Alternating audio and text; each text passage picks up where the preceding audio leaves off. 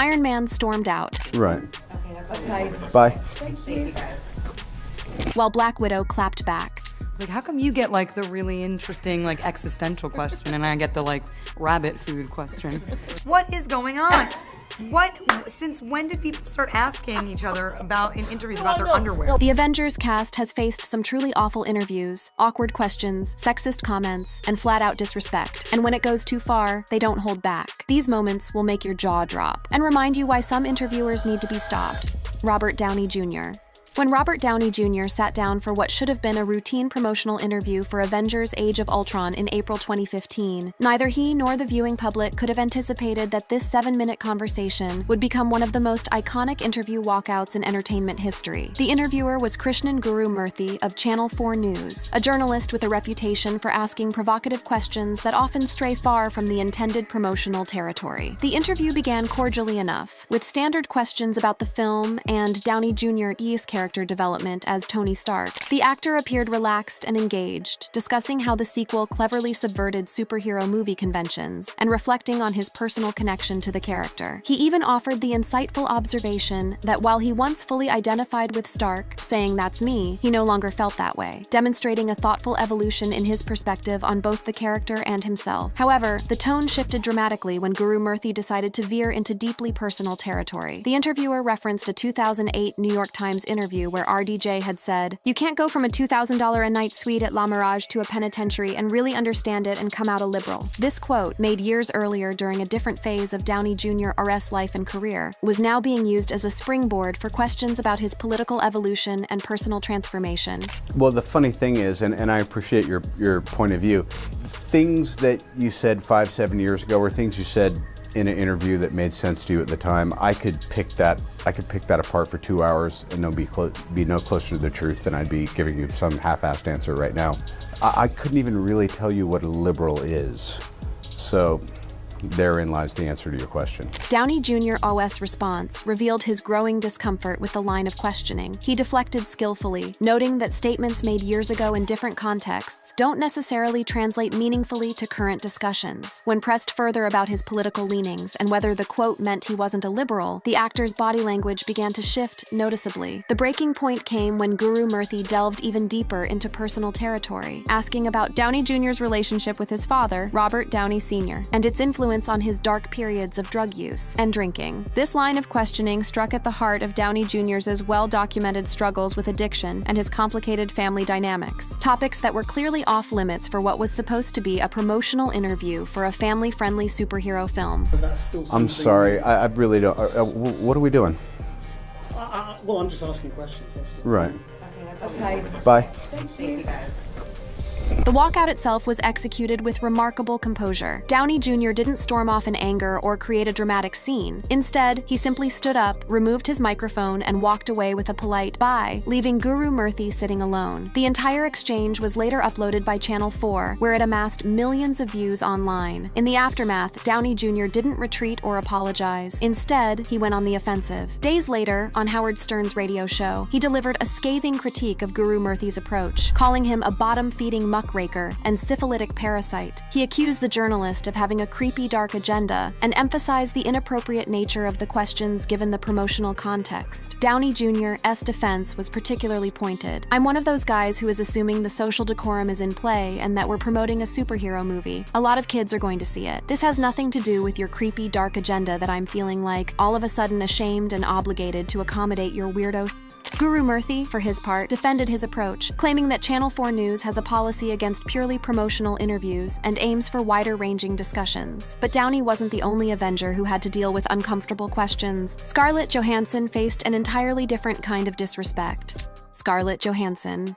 Throughout her career as Black Widow in the Marvel Cinematic Universe, Scarlett Johansson has become something of a warrior against sexist interview questions, repeatedly calling out interviewers who reduce her to her appearance, diet, or clothing, rather than discussing her craft, character development, or the substantial action sequences she performs. Her responses have become legendary not just for their wit and directness, but for the way they expose the double standards that female actors face in promotional interviews. The pattern of sexist questioning became glaringly obvious during the 2012 Avengers Avengers promotional tour, where Johansson was repeatedly asked about superficial topics, while her male co-stars received substantive questions about character development and storytelling. The most emblematic moment occurred during a UK press conference where the disparity in questioning became impossible to ignore. Robert Downey Jr. received a thoughtful, multi-layered question about character development, emotional growth, and the creative process. I have a question to Robert and to Scarlett.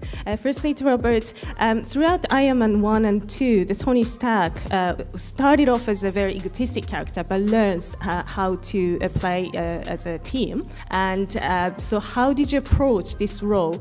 Bear in mind that kind of maturity as a human being in comes to the Tony Stark character, and did you learn anything throughout the 3 movies? Johansson, meanwhile, was asked about her diet, a question that reduced her to her physical appearance and implied that her primary contribution to the film was looking good in a costume. To Scarlett, to get into the shape of Black Widow, did you have anything special to do in terms of the diet? Like you have to eat some specific food or that sort of thing?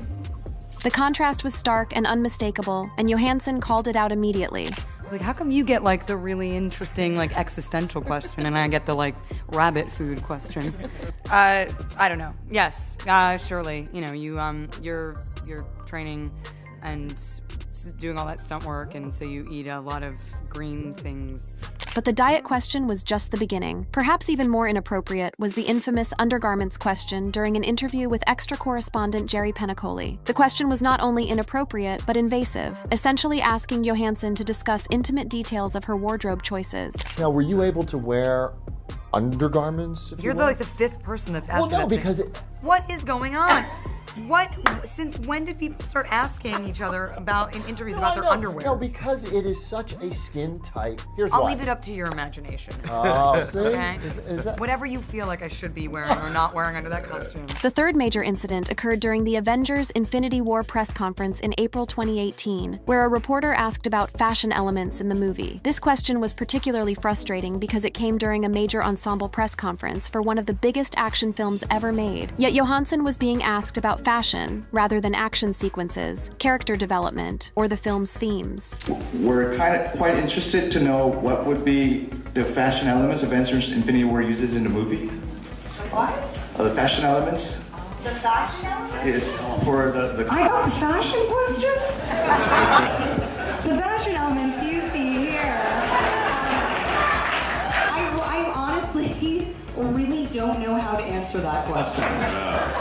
Her response perfectly captured the absurdity of the question. After a decade of playing Black Widow, after performing countless stunts and action sequences, after helping to anchor one of the most successful film franchises in history, she was being asked about fashion. These incidents weren't isolated moments of celebrity frustration. They were part of a broader pattern of sexist questioning that Johansson faced throughout her Marvel career. In a 2012 RT interview, she was asked about being adored by male fans and skillfully redirected it. My boyfriend likes you like all of men like you, so how does it how does it feel being this?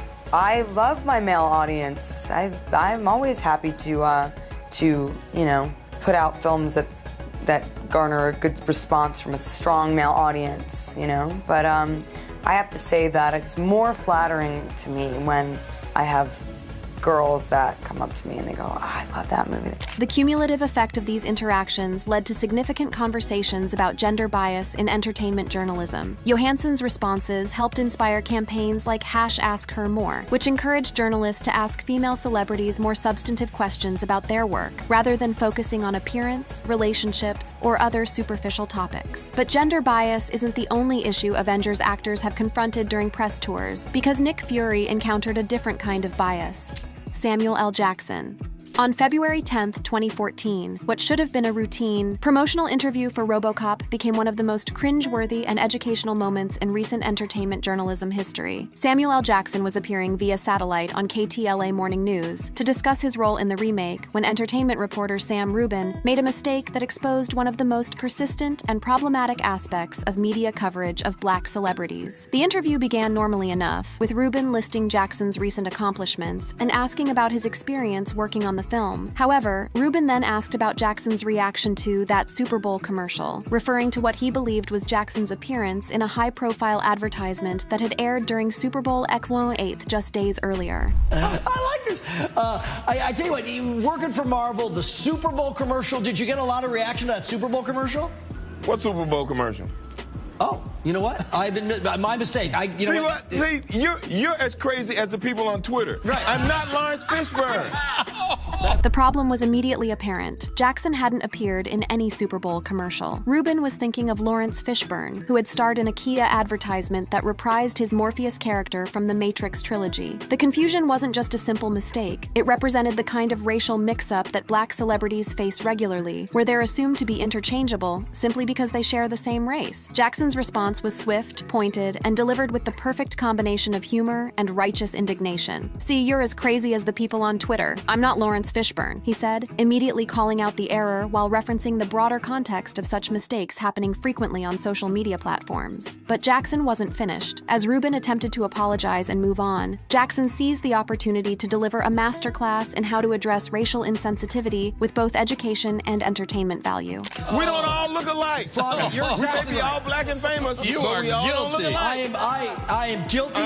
Next question. I am guilty. He thought you were Bob Dylan. Right. That's right. You're the entertainment reporter. I know. I've done You're them the all. entertainment reporter Right. for this station. Vlog. And you don't know the difference between I me and know. Lawrence Fishburne. My mistake. My mistake. I apologize. Really, my big mistake. Talk That about. must be a very short line for your job I'll outside say. there. When Rubin tried to deflect by suggesting that people had mistaken Jackson for Bob Dylan, Jackson immediately turned the focus back to the reporter's professional responsibilities. "You're the entertainment reporter for this station, and you don't know the difference between me and Lawrence Fishburne?" This question highlighted the most problematic aspect of the incident. This wasn't just a random person making a mistake, but a professional entertainment journalist whose job literally requires him to know who these actors are. The educational aspect of Jackson's response continued as he differentiated between the commercial work of various black actors, creating a satirical taxonomy that was both hilarious and illuminating.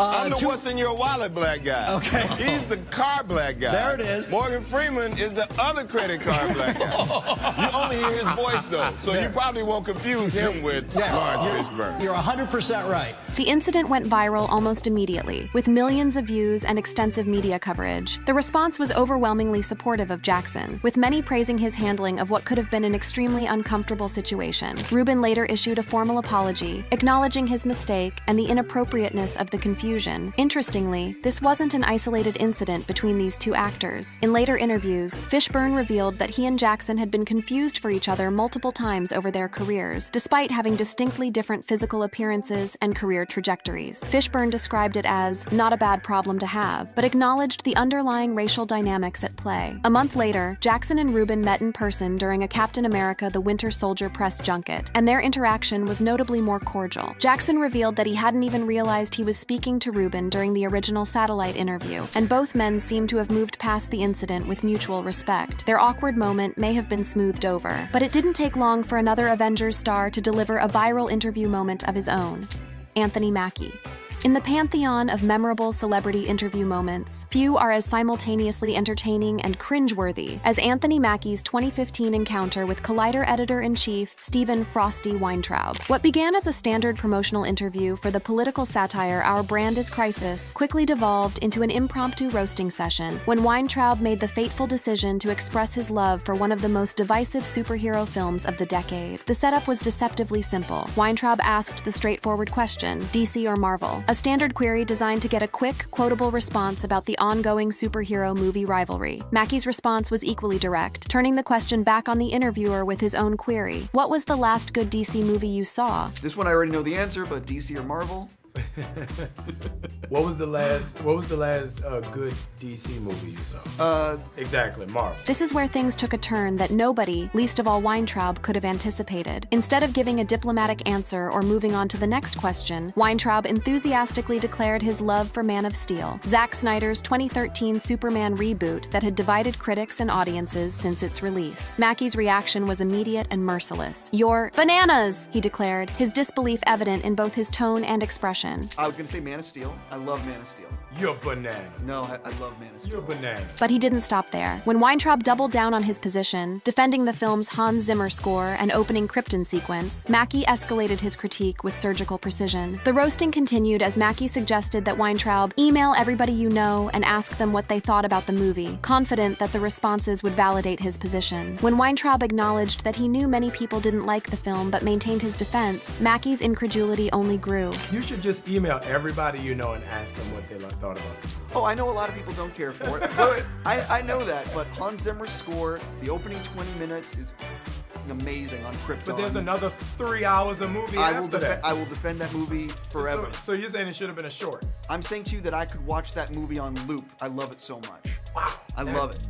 That scares me. Right, that I understand. You are reviewing movies. The final blow came when the conversation turned to Mackie's upcoming Captain America, Civil War. When Weintraub expressed excitement for the film, Mackie immediately shut him down. By the way, I mean, I love the Marvel Universe and Civil War. I can't wait for it. No, don't say it's good. Because that means, if you say it's good, that means it's awful. You have awful taste. The incident quickly went viral and sparked ongoing drama between Mackie and Weintraub that persisted for years. In 2021, Mackie claimed the video was edited to make him look bad, prompting Weintraub to repost the unedited version on Twitter, affirming that the exchange was exactly as it appeared. Weintraub has referenced the interview multiple times as his worst experience, calling Mackie an asshole in a 2024 post, and implying that it led to Marvel apologizing and requesting Collider pull a different interview in 2021. The ongoing tension between the two has become something of a running joke in entertainment journalism circles. While some interview clashes stem from tension or disrespect, others catch fire simply because of unscripted honesty.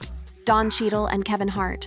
The world of celebrity interviews is often carefully choreographed, with publicists, producers, and talent working together to ensure smooth, controversy-free conversations that promote projects without generating negative headlines. However, sometimes the most memorable moments come from genuine, unscripted exchanges between friends who are comfortable enough with each other to let their guard down completely. Such was the case with the now infamous age comment incident between Kevin Hart and Don Cheadle on Hart's Peacock talk show Heart to Heart. Heart to Heart, which launched in 2021, was designed as an intimate conversation series where Hart sits down with celebrity friends and colleagues for wine-fueled discussions about life, career, and personal growth. The format emphasized authenticity over promotion, with Hart encouraging guests to be vulnerable and honest about their experiences. The episode with Don Cheadle aired on August 12, 2021, and initially seemed to be following the show's typical trajectory of meaningful conversation between longtime friends. Hart and Cheadle have been friends for over 20 years, having worked together on multiple projects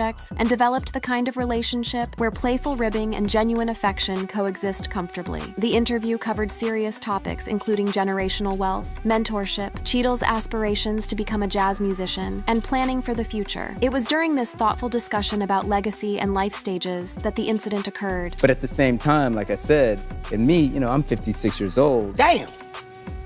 I'm sorry. Because it was a thought. No, seriously, it was a thought. It was a thought, and I blurted it out. I did not mean it that way. Cheadle's reaction was immediate and intense. He stared directly at Hart with what many viewers interpreted as genuine offense or irritation. The hard glare lasted several seconds, creating a palpable tension that was only broken when Hart began his rapid-fire apologies. I'm fine. Okay, but just understand I didn't mean it the way it came out. We'll take a poll on how you meant it with people here later after the show's over, but I can sit up here and honestly say, buddy, that was from a place of love. Got it. Like, damn. That was from... Like, damn. You didn't... If we could play it back right now... Play it back. These are two different dams. Play it back in slow motion. Hart's immediate damage control was fascinating to watch, as he attempted to explain that his reaction was from a place of love, rather than shock or pity. The exchange that followed became almost comedic, as both men debated the nuances of Hart's dam. Was it surprise, admiration, concern, or something else entirely? The clip exploded online shortly after airing, going viral across multiple platforms including Twitter, TikTok, Instagram, and Reddit. It amassed millions of views, with users sharing memes, recreations, and reactions describing it as cringeworthy, secondhand embarrassment, or hilariously awkward. However, both Hart and Cheadle quickly moved to clarify that the exchange was playful rather than genuinely hostile. Cheadle took to Twitter on August 13th, 2021, calling it his favorite interview ever, and urging fans to watch the full episode for context. Everybody, please watch the entire episode. On top of understanding that this is just how we play, it's a really good one, I think, he wrote, dismissing rumors rumors of any genuine conflict. Cheadle also expressed frustration with the overreactions, lamenting, "The comments, I didn't know 2021 would be the year both humor and intellect died." His response suggested that the viral moment had been taken far more seriously than intended, with viewers missing the context of their long friendship and playful dynamic. Hart, for his part, used the moment to promote the show, posting a photo with Cheadle and describing their relationship as being assholes to one another in the caption. On Twitter, he wrote, "Why in the hell is #Don Cheadle trending? If you haven't watched my new talk show Heart to Heart, you are missing out, damn it." And while some moments go viral for humor, others reveal the exhaustion stars feel under constant media pressure. Josh Brolin. During the grueling promotional campaign for Deadpool 2 in May 2018, Josh Brolin found himself in the unique position of promoting two major Marvel properties simultaneously. Fresh off his role as the universe-destroying Thanos in Avengers Infinity War, which had been released just weeks earlier, Brolin was now making the rounds to discuss his portrayal of the time-traveling mutant Cable. The dual promotional responsibilities meant facing the same questions repeatedly, often within the same day, creating a perfect storm for interview fatigue. Press junkets are notoriously exhausting affairs, where actors can face 20, 50 interviews in a single day, answering variations of the same questions about character motivations, working with co-stars, and their preparation for roles. For Brolin, the situation was particularly challenging because journalists were fascinated by his dual Marvel roles, constantly asking him to compare playing the universe's greatest villain with portraying a gruff anti-hero from the future. The breaking point came during a one-on-one interview with Den of Geek, when the conversation turned to what the interviewer framed as Brolin's career resurgence. The journalist referenced Brolin's shift from earlier films to high-profile roles like Cable and Thanos, seemingly implying that his previous work had been subpar. This line of questioning clearly struck a nerve with Brolin, who had built a distinguished career long before joining the Marvel Universe. His response was sharp and defensive. "I've said it before, but people have said, what was it like doing C- work when you're doing A work now? And I say, who the f*** said it was C- work?" The frustration in Brolin's voice was palpable. Here was an actor who had delivered acclaimed performances in films like No Country for Old Men, received an Oscar nomination for Milk, and worked with some of the most respected directors in Hollywood, being asked to essentially denigrate his own body of work. The implication that his pre-Marvel career was somehow lesser work was both insulting and reductive. If you enjoyed watching this video, click on one of the boxes playing on your screen to watch more similar content. Yeah. It's almost terrifying to think about these being done. Chris Evans has just opened up about something going on at Disney, and honestly, it's got people worried. For a while now, there have been whispers about drama unfolding behind the scenes, things never meant for the public eye. But hearing it from one of the studio's biggest stars, that hits different. So what exactly is going on? Chris Evans drops a bombshell about Disney. The world of Disney has been no stranger to controversies, particularly when it comes to the 2022 Pixar film Lightyear. At the center of this storm stands Chris Evans, who voiced the titular character in what was meant to be the origin story of the beloved Space Ranger. The film was positioned as the movie that inspired the toy in the Toy Story universe, an interesting meta concept that added layers to the Pixar mythology. However, when Lightyear hit theaters in June 2022, it sparked immediate and intense backlash, primarily due to the inclusion of a brief same-sex kiss between two female characters. This scene, lasting only about 10 seconds and appearing in a montage sequence depicting the life of Hawthorne, voiced by Uzo Aduba, and her wife, caused the film to be banned in 14 countries, including the United Arab Emirates, Saudi Arabia, and other nations in the Middle East and Asia, where homosexuality is often criminalized or heavily restricted under local media content standards and cultural norms. The international censorship of Lightyear highlighted the ongoing challenges of global film distribution, particularly for content that pushes boundaries on social issues or includes LGBTQ+ representation. Producer Galen Sussman told AFP that the team was warned of potential bans but chose not to alter the film, stating, "We weren't going to change the film we wanted to make just because of some countries with, for lack of a better term, backward beliefs." This stance reflected a growing willingness among some filmmakers and studios to prioritize inclusive storytelling over maximizing global box office potential, a complex business decision with significant cultural implications. Evans made headlines when he boldly addressed this controversy head-on. In an interview with Reuters that quickly went viral, he didn't mince words about those criticizing the film's LGBTQ+ representation, stating, "The real truth is those people are idiots." The actor's unfiltered response was remarkable for its directness, especially coming from the star of a Disney-Pixar family film. Most actors promoting such projects tend to respond to controversies with carefully worded diplomatic statements, but Evans chose a more confrontational approach that aligned with his personal values, while potentially risking alienating certain audience segments. The actor went on to elaborate on his position regarding social progress, framing the issue as part of a broader historical pattern of societal advancement.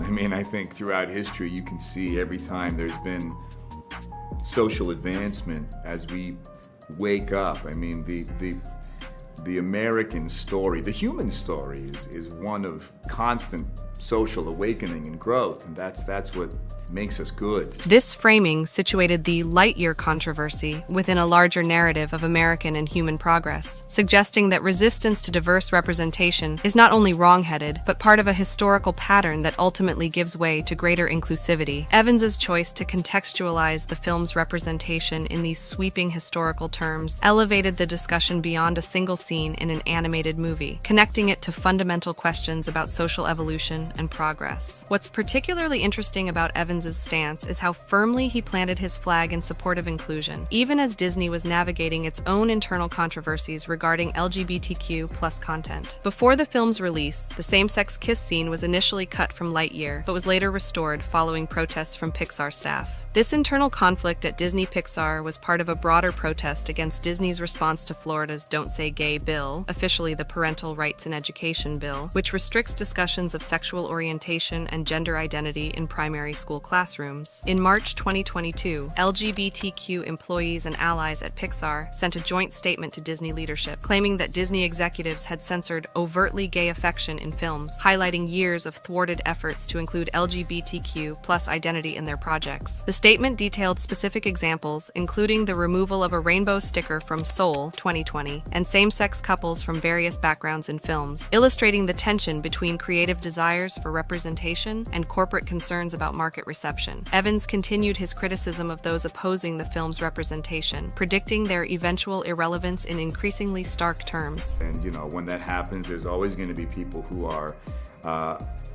afraid and unaware and trying to hold on to what was before. But those people die off like dinosaurs. And so, I think the goal is to pay them no mind, march forward, and embrace the growth that makes us human. The dinosaurs metaphor was particularly pointed, comparing critics of inclusive representation to extinct creatures unable to adapt to a changing world. This vivid language underscored Evans's conviction that opposition to diversity and representation represents not just a difference of opinion, but a fundamentally outdated worldview destined for extinction. Such rhetoric, while galvanizing for those who share his perspective, undoubtedly intensified the polarized reaction to both the film and Evans' comments. The actor's co-star in the interview echoed these sentiments with their own powerful statement, urging critics to re-examine their perspectives through the lens of the film's famous catchphrase. I would say to those people, just like with Buzz, refurbish your idea of tradition. Understand that it's to infinity and beyond. It's time to move forward. It's time to accept and look and enjoy all the faces that have always been there. You know what I mean? They always been a part of the picture. You just try to paint them out. So that's also what this is about. It's about this is what it looks like. This is what it's always been, and yeah, to infinity and beyond. This creative incorporation of Buzz Lightyear's signature phrase, "to infinity and beyond," transformed it from a space exploration metaphor into a call for social progress, cleverly linking the film's theme of pushing boundaries with the real-world push for greater inclusivity and representation. The controversy surrounding Lightyear didn't end with its representation issues. There was also significant discussion about the casting of Chris Evans instead of Tim Allen, who had voiced Buzz Lightyear in all 4 Toy Story films. This decision led to fan disappointment and speculation about whether Allen had been passed over for political reasons, given his conservative views and public support for Donald Trump. Some fans and media outlets theorized that Allen's absence was due to his political stance, noting incidents like a 2013 controversy involving racial slurs, adding another layer of political tension to the film's reception. Evans addressed this casting controversy directly, explaining in interviews that Lightyear depicted the human character who inspired the toy, not the toy itself, which justified the different voice casting. In an interview with Jimmy Kimmel, he further clarified the premise of the film, describing his initial confusion and the explanation he received from director Angus MacLane. So, listen, I'm a massive Pixar fan, and when my team first called me to tell me that this was a possibility when you get a call. Which team, the Celtics, you mean? Sorry, God, that was like the most Hollywood thing. When my team called, you know, my agents. And when everybody's on the call, you know it's either good news or really bad. Oh, right. Evans went on to explain the concept behind the film, revealing how the director's childhood fascination with Star Wars informed the creative vision for Lightyear. And I went up and I met with them, and Angus, the director, had a PowerPoint presentation, and it began by him saying, so when I was a kid, I loved Star Wars, and click, the first slide was, you know, 5-year-old Angus covered in Han Solo gear, and he said it was just his whole world. He had all the toys, and his friends loved it.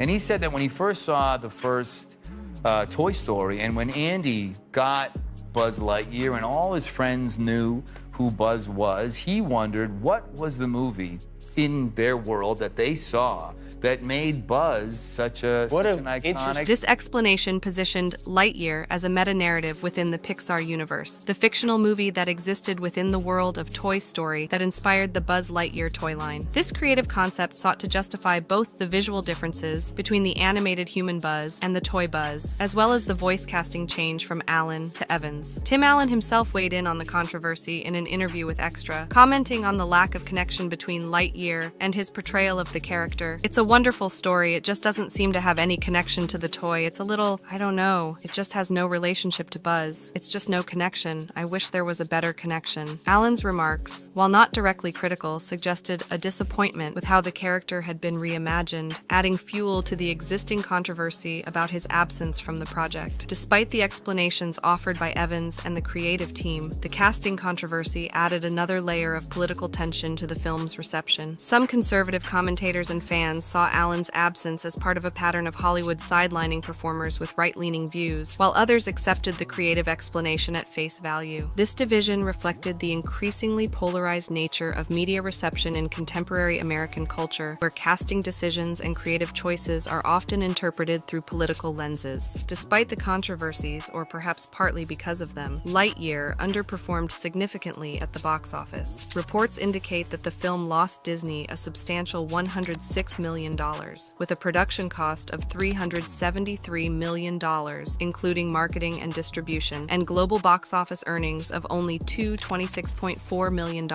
This financial disappointment led to further criticism and analysis, with some attributing the failure to the film's perceived woke agenda, and others pointing to factors like the confusing premise, the absence of Tim Allen, or simply the quality of the film itself. Conservative backlash against the film was significant and vocal. Representative Jim Jordan expressed his views on Twitter with the succinct critique, "Buzz Lightyear went woke, the movie went broke," encapsulating the go woke, go broke sentiment that has become a common refrain among critics of progressive content in entertainment. Right-wing podcast host Ben Shapiro elaborated on this position on social media, claiming that Disney has a not at all secret gay agenda, and encouraging parents to consider this before taking their children to see Lightyear. He included a screenshot of the lesbian couple from the film to emphasize his point, drawing attention specifically to the representation that Evans had defended as a natural part of human progress. The backlash extended beyond social media commentary to concrete actions. A school in Ontario, Canada canceled a planned field trip to see the film, and a theater in Oklahoma announced its intention to fast forward through the kiss scene during screenings. These responses demonstrated how the brief scene had become a flashpoint for broader cultural tensions about representation in children's media and parental control over the content their children consume. The controversy around Lightyear continues to be a point of discussion even in 2025, with recent social media posts still referencing it alongside other Disney projects as examples of woke flops. In April 2025, user at BigPoppage68 commented on X, "But at Disney is bleeding money from woke flops like Buzz Lightyear and the Snow White remake. We should quit pretending it's not a problem." This suggests that the film's legacy and the discussions it sparked about representation in media continue to resonate in cultural conversations years after its release, becoming part of a larger narrative about Disney's creative direction and its commercial consequences. Not all reactions to the controversy were negative, however. Some commentators mockingly criticized the intensity of the backlash, drawing parallels to other cultural flashpoints. In April 2025, user at Sammy Wrestlin noted on X, "They literally couldn't sleep at night because a mermaid was black. They stormed a capitol. They never admitted defeat. They also almost killed everyone in their way when there was two women kissing in the Lightyear movie. Their snowflakery knows no no bounds. This satirical take characterized the backlash as disproportionate and politically motivated, connecting it to other instances of conservative outrage over diverse casting and representation. At this point, it's clear that Evans's stance placed him squarely on one side of a cultural debate that extends far beyond a single animated film. His willingness to call critics idiots and predict their extinction like dinosaurs demonstrated a level of conviction that set him apart from the more measured corporate responses typical of Disney-affiliated talent. Whether this bold stance has affected his relationship with the entertainment giant remains to be seen, but it certainly cemented his reputation as an advocate for progressive values in an increasingly polarized media landscape.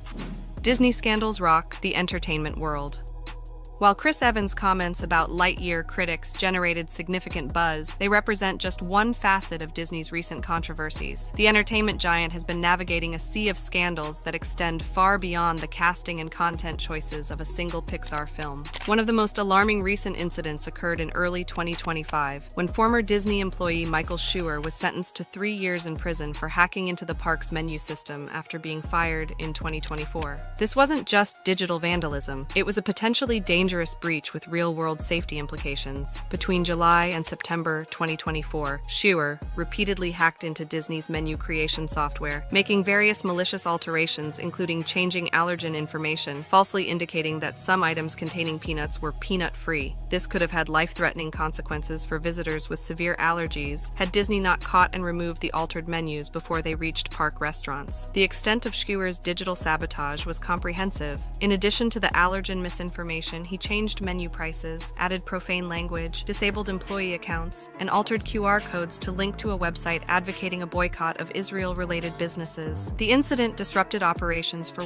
2 weeks, requiring manual processes and backups, and cost Disney at least $150,000 in immediate damages. Schur initially denied wrongdoing, claiming Disney was framing him and citing a mental health disability, but he eventually pleaded guilty to computer fraud and aggravated identity theft. In April 2025, he was sentenced to 3 years in prison and ordered to pay restitution of approximately $690,000. This incident highlights significant cybersecurity vulnerabilities at one of the world's most visited theme park destinations, raising questions about Disney's digital infrastructure and employee management practices. The case also illustrates the growing intersection of cybersecurity and physical safety in our increasingly digital world. Another ongoing controversy plaguing Disney parks involves the exploitation of the Disability Access Service, DAS, designed to assist guests with disabilities who cannot wait in traditional lines. Reports from May 2025 indicate that some guests are hiring disabled individuals to accompany them and use DAS passes to skip lines, a practice costing approximately $100 for priority access. The practice involves able-bodied guests effectively renting the services of someone with a disability solely to gain preferential treatment in attraction queues. This exploitation not only undermines the purpose of the DAS system, but also commodifies disability in a troubling way. This is not the first time Disney has grappled with such abuse. Similar practices were documented in the early 2010s, leading Disney to replace the guest assistance card with the more structured DAS in 2013. In response to continued exploitation, Disney updated the DAS program again in 2024, narrowing eligibility to focus primarily on developmental disabilities like autism, requiring virtual interviews up to 30 days in advance, and limiting group sizes. However, these policy changes have themselves become controversial. A class action lawsuit filed in February 2025 alleges that the new policies discriminate against guests with physical disabilities, violating their rights under the Americans with Disabilities Act and California's Unruh Civil Rights Act. The lawsuit seeks changes to eligibility criteria and damages of at least $4,000 per violation, arguing that the current implementation forces public disclosure of medical information, constituting a privacy breach. Public reaction to the exploitation of the DAS system has been strongly negative. On forums like mumsnet.com, commenters called the hiring practice deceitful and profoundly depressing, with one person noting, "As someone with a disability who now has to jump through ridiculous hoops in Florida, people like your husband are the reason getting the pass I've legitimately used for years is now near impossible." Disney has defended its policies, stating that the claims in the lawsuit are without merit. The company adjusted the wording of its DAS eligibility descriptions in January 2025, removing the word only from certain criteria, possibly in response to legal pressures. Beyond operational issues at the parks, Disney has also faced broader controversies related to cultural and political debates. The company's response to Florida's Don't Say Gay bill in 2022 exemplifies this challenge. Disney's initial silence on the legislation led to staff walkouts and public criticism. LGBTQ employees and allies at Pixar alleged that Disney executives had actively censored overtly gay affection in their films. When Disney eventually opposed the bill after significant pressure, promising $5 million to LGBTQ+ charities and halting political donations in Florida, it faced backlash from conservative stakeholders and politicians. Florida Governor Ron DeSantis responded by targeting Disney's special self-governing status in the Reedy Creek Improvement District, escalating what had been a cultural disagreement into a legal and legislative battle. The controversies surrounding Lightyear are part of a longer history at Pixar and Disney regarding LGBTQ+ representation. Over Pixar's 27-year history, few films have included unambiguous LGBTQ+ characters, with examples like a one-eyed cop mentioning a girlfriend in Onward 2020, and two moms hugging a child in Toy Story 4 Inches 2019. This pattern suggests an ongoing tension between creative desires for inclusive storytelling and business concerns about market reception. The conservative backlash against Disney's perceived woke agenda extends beyond Lightyear. Recent social media comments continue to frame Disney's creative choices in political terms. For instance, the casting decisions for the live-action Snow White remake sparked heated debates in March 2025, illustrating how Disney properties have become battlegrounds in broader cultural wars about representation. In March 2025, another incident added to Disney's challenges when a fire broke out in a walk-in cooler backstage at Epcot's France Pavilion, leading to the evacuation of Remy's Ratatouille adventure. Just days later, a Florida man was arrested for attempting to bring cocaine into Magic Kingdom, generating headlines that associated Disney World with illegal drug activity. As Disney navigates these multifaceted scandals, it faces the challenge of maintaining its identity as a family-friendly entertainment provider while addressing the increasingly diverse and sometimes conflicting expectations of its global audience. The controversies reveal a company at the intersection of changing social norms, technological vulnerabilities,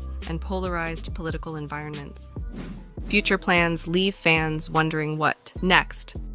As controversies continue to swirl around Disney, fans and industry insiders alike are curious about Chris Evans' future with the entertainment giant. Having portrayed both Captain America in the Marvel Cinematic Universe and Buzz Lightyear in Pixar's Lightyear, Evans has been a significant presence in two major Disney franchises. However, his path forward with the company appears less certain than his past success might suggest. Speculation about Evans returning to the MCU as Captain America has been persistent since his character's emotional send-off in Avengers Endgame 2019. However, recent statements from the actor have consistently denied these rumors. In a January 2025 interview with People magazine, Evans firmly shut down reports of his return for Avengers Doomsday, stating simply, "That's not true," and noting that similar rumors resurface every few years since Endgame. This sentiment was echoed in an Esquire interview where he quipped, "Yeah, no, happily retired," when asked about reprising his role. Anthony Mackie, who has taken up the mantle of Captain America, confirmed in the same piece that Evans had not discussed returning, adding, "I talked to Chris a few weeks ago and it wasn't on the table then." These recent denials stand in contrast to earlier rumors from outlets like Collider in January 2021, which had suggested negotiations for at least one Marvel project, but these have not materialized into confirmed roles. The persistence of these rumors, despite clear denials, highlights the challenge actors face in controlling the narrative around their careers, particularly when attached to beloved franchise characters. Understanding Evans's original journey to becoming Captain America